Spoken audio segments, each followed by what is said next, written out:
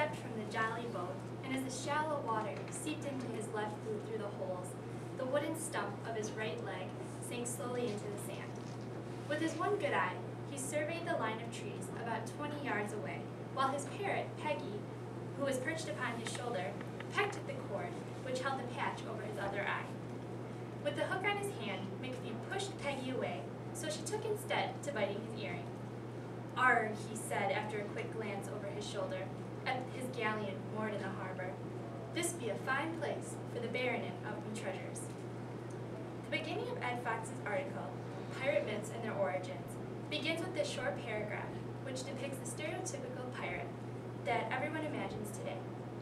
Popular books such as Treasure Island and famous films such as Pirates of the Caribbean have romanticized our image of pirates in such a way that we sometimes forget what aspects of a pirate's life were really true and which aspects were created to keep us more interested in a book or movie.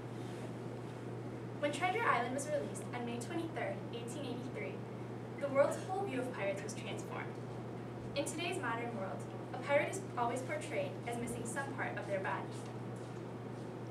Long John Silver of Treasure Island and Captain Hook of Peter Pan are two characters responsible for creating our view of pirates today. Though the myth of missing body parts is true enough to real pirates, we tend to over-exaggerate what happens after their body parts were lost. When pirates were injured in battle, they called upon the ship's cook to amputate their body parts.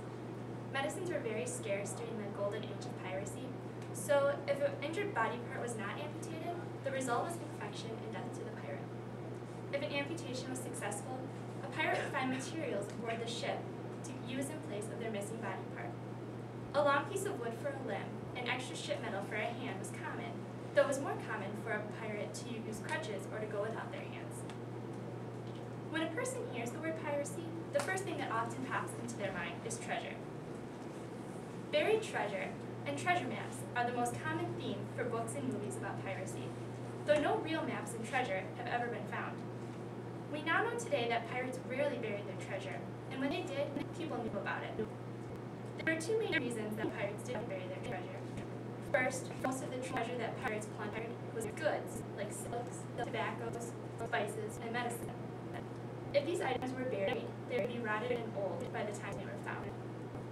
The second reason is because on the rare occasion that a pirate did acquire a large amount of gold and silver, they spent it right away in caverns. Hiding away their treasure would have served no purpose to them. One well-known buried treasure is that of famous pirate William Kidd.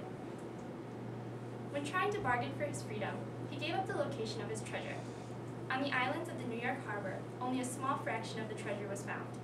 Kidd was hung, and no one has ever found the rest of it, though many people have tried.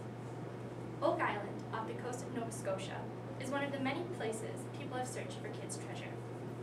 In 1795, a 16-year-old boy discovered a deep pit which was covered by an old blackened tackle. The boy expected to find the buried treasure of Kidd, but he only found a hole too big for him to excavate alone. Many others tried to reach the bottom of the pit, Money Pit as it's called today, but no one has ever been successful. Around 120 feet below ground level, a stone with a cipher was found. It read, 40 feet below, 2 million pounds are buried. Unfortunately, many people have risked a lot to locate this supposed treasure. Several lives and millions of dollars have been lost trying to dig up the treasure, stated the writers of the webpage Pirate History 1. Pirates live fascinating and scary lives. Though pirate legends have opened up our imaginations about what a pirate's life could have been like, it's sometimes hard to believe a movie's mythical storyline. It is beneficial to know the true facts about pirates in order to understand what their lives were really like. If Blackbeard were to witness the lies made up about him in today's world, he would have probably liked to send us a warning. Beware, ye scurvy dogs. For every pirate fact, there are scores of pirate